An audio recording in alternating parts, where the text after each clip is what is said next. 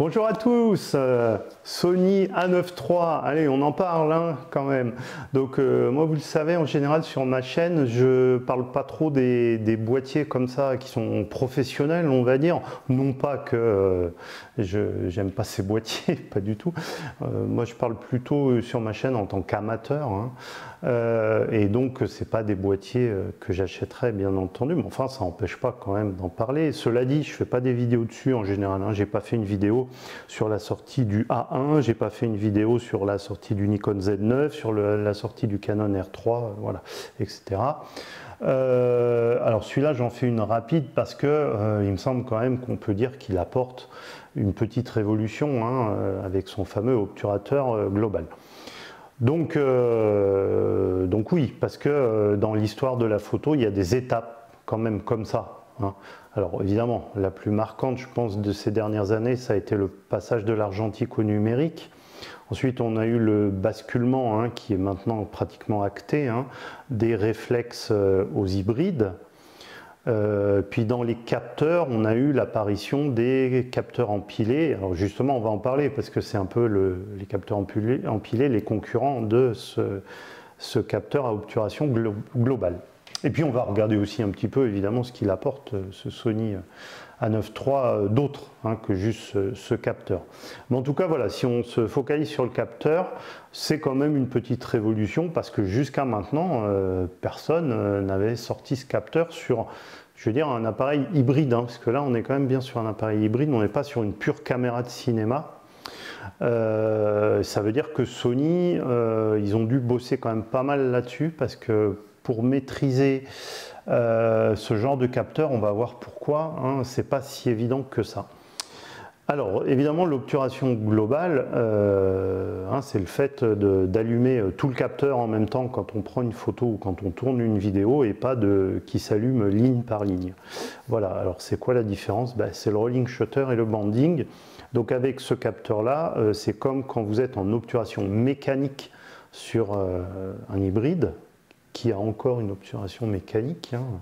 Coucou Nikon, voilà, eh bien vous n'avez pas du tout de rolling shutter ni de banding, hein. Le rolling shutter étant la déformation des sujets due à la lecture ligne par ligne, et le banding étant dû au ce qu'on appelle le scintillement, hein. C'est une histoire de fréquence entre la fréquence image et la fréquence des éclairages voilà, électrique, qui fait ces phénomènes de bande. Voilà. Alors il y a une différence entre les deux phénomènes, hein. Évidemment ce n'est pas les mêmes, mais je veux dire, le rolling shutter, vous savez, suivant l'appareil évidemment que vous avez dans les mains, ce qui va se passer. Alors évidemment ça se passe qu'en obturation électronique, hein. Vous savez ce qui va se passer suivant l'appareil que vous possédez. Alors moi je vais vous montrer un exemple tout de suite, entre mon Fuji X-S20 là, qui est en train de me filmer et mon Fuji X-H2S.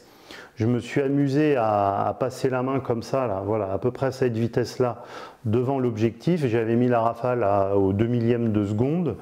Voilà, puis j'ai pris des photos. Alors vous excuserez la mise au point qui est désastreuse, mais c'est pas ça qu'on regarde, c'est le rolling shutter, c'est-à-dire la déformation. Bon, allez, c'est parti. Donc, alors là vous voyez ma main avec le X-S20, je vous la montre en vrai qu'on soit d'accord, heureusement elle n'a pas cette forme là ma main, d'accord, donc ça c'est le rolling shutter. Alors voici celle prise avec le X-H2S. Alors ok, elle est encore moins nette que l'autre, enfin moi je suis désolé pour la mise au point complètement loupée, mais enfin vous voyez ma main là, elle est à peu près normale là, ce coup-ci, d'accord. Donc voilà, la différence entre capteur non empilé et capteur empilé, là je pense qu'on la voit tout de suite. Pourtant les deux capteurs sont 26 mégapixels tous les deux, je veux dire on est chez Fuji, l'autofocus est quasiment le même, bon là pour le coup j'étais en mise au point manuelle ratée, hein, pardon, mais bref. Donc tout ça pour dire que le rolling shutter, on savait le corriger aujourd'hui avec les capteurs empilés. Par contre, c'est des technologies qui coûtent cher encore à l'heure actuelle. Et donc, il y a très peu de choix de capteurs empilés. Et moi, d'ailleurs, je regrette qu'en APS-C, il n'y ait que Fuji, hein, qui ait investi ce secteur. Moi j'attendais Sony là-dessus, bah non. Donc voilà. Et en plein format, c'est tout de suite des appareils qui sont chers. Le moins cher de tous, c'est le Nikon Z8 à 4500 € quand même. Hein. Mais bon, lui, j'allais dire presque il les vaut parce qu'en plus, il a de la haute résolution à 45 mégapixels. Hein. Bref, revenons au sujet. Donc, du coup, le rolling shutter, il était déjà pratiquement absent avec les capteurs empilés, et là, il est complètement absent avec ce Sony A9 III et son capteur à obturation globale. Mais j'allais dire, la différence, elle est ténue quand même avec un capteur empilé qui finalement est moins cher quand même que ce capteur à obturation globale. Donc, est-ce que l'avancée majeure, elle est sur le rolling shutter? Moi, je dirais non. Je pense que l'avancée majeure, elle est sur le banding. Et là, bon, ça va concerner que certains photographes. Hein. Alors, c'est sûr que si vous photographiez un mariage, par exemple, à la mairie hein, ou à l'église, et que vous avez des éclairages que vous ne maîtrisez pas trop, bah, le banding, il peut vite arriver en obturation électronique. Avec un capteur empilé, vous allez largement le diminuer, mais vous n'allez pas complètement l'effacer. Et c'est un peu d'ailleurs ce que reprochent, je crois, hein, chez Nikon les utilisateurs professionnels hein, du Nikon Z9 et peut-être maintenant aussi du Z8, c'est que dans certains éclairages, malgré le capteur empilé, il y a quand même du banding qui est visible sur les photos, quoi. Et il n'y a aucune solution pour... il n'y a aucune solution, je veux dire, puisqu'il n'y a pas d'obturateur mécanique, c'est surtout ça, voilà. Que voilà, moi sur mon Fuji XS20 par exemple, ou même sur mon XH2S, s'il fait un peu de banding à un moment, je peux repasser quand même en mécanique, en obturation mécanique pour plus avoir ce phénomène. Mais par contre, évidemment, c'est tout de suite, vous êtes à la mairie, à l'église, vous êtes dans une salle de spectacle, vous avez le bruit de l'obturation mécanique, quoi. Hein. Donc c'est moyennement satisfaisant. Et si vous faites la rafale haute vitesse aussi, en mécanique, vous n'avez plus accès à vos 30, 40 images par seconde. Voilà. Et donc, là, c'est sûr que ça résout ce problème. Et là, je pense pour des photographes, alors, à la fois, je dirais, de sport en salle, puisque c'est un appareil qui est évidemment avant tout destiné au sport, mais le sport en salle, du coup, puisque là où on pourrait avoir ces phénomènes de banding, ben là on est sûr qu'on les aura plus avec cet obturateur. On n'aura pas du tout de rolling shutter, mais je répète, avec les meilleurs capteurs empilés actuels, on ne les a pas non plus hein, finalement.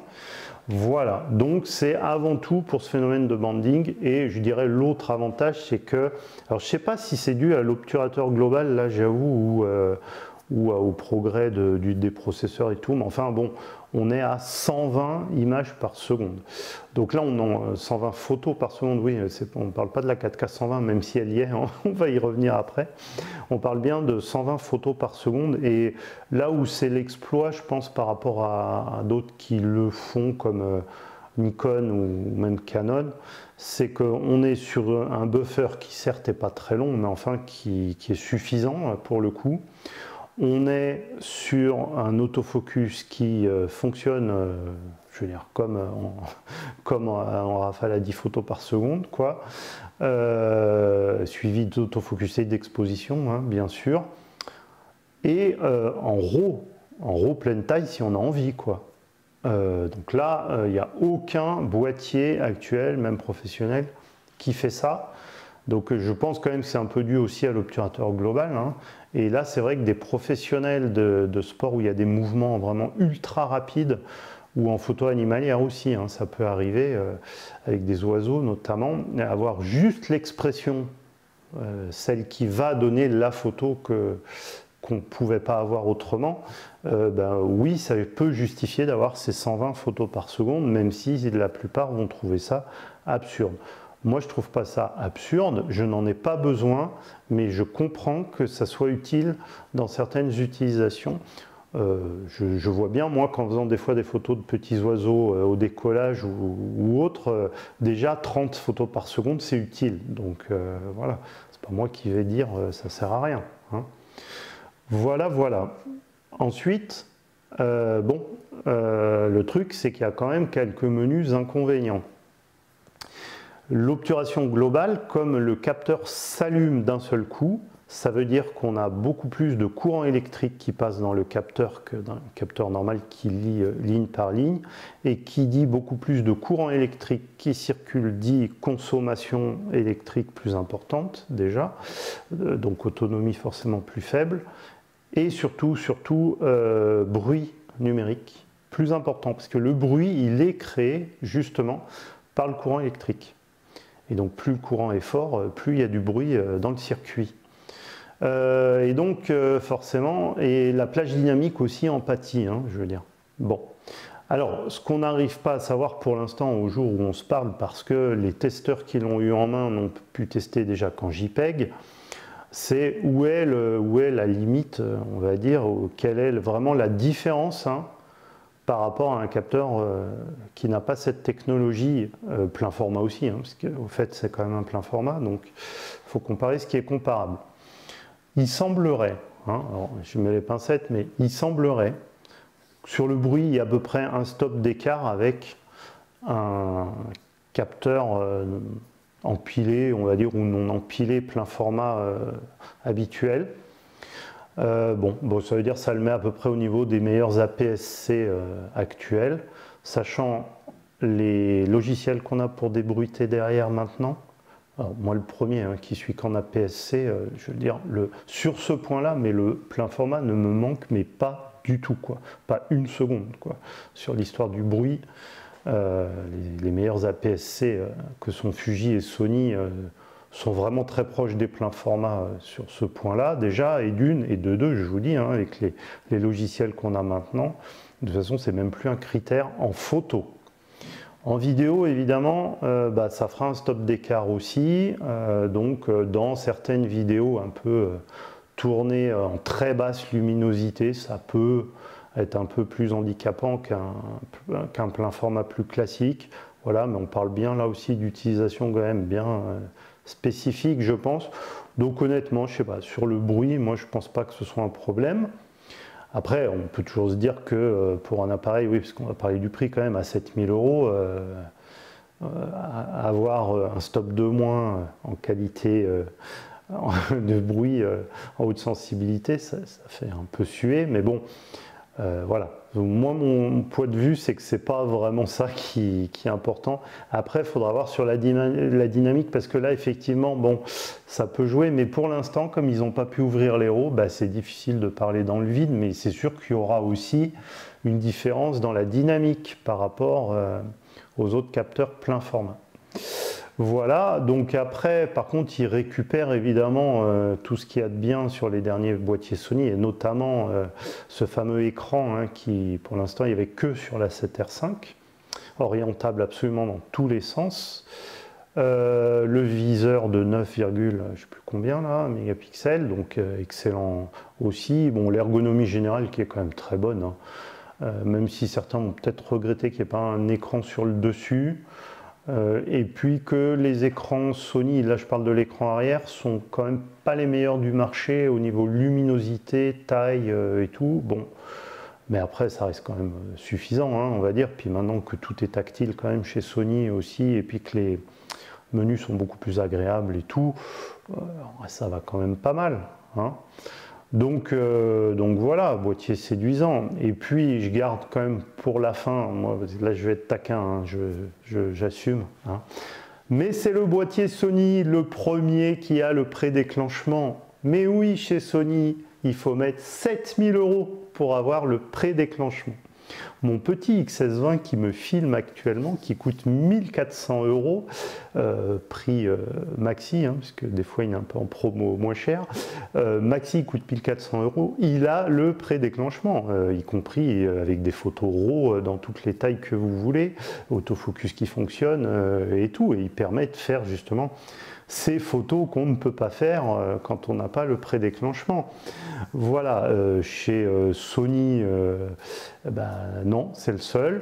Chez Canon, depuis le R7, tous les boîtiers qui sortent ont le prédéclenchement.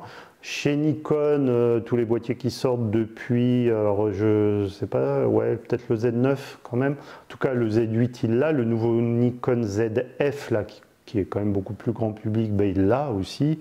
Voilà. Panasonic, je sais plus, tiens, je sais plus, sur le S5 II s'il y a le prédéclenchement là, dites-le moi dans les commentaires si vous le savez. Bah voilà, enfin Sony ils ont un retard phénoménal à ce niveau-là parce que c'est quand même pas rien hein, ce prédéclenchement aujourd'hui. Hein.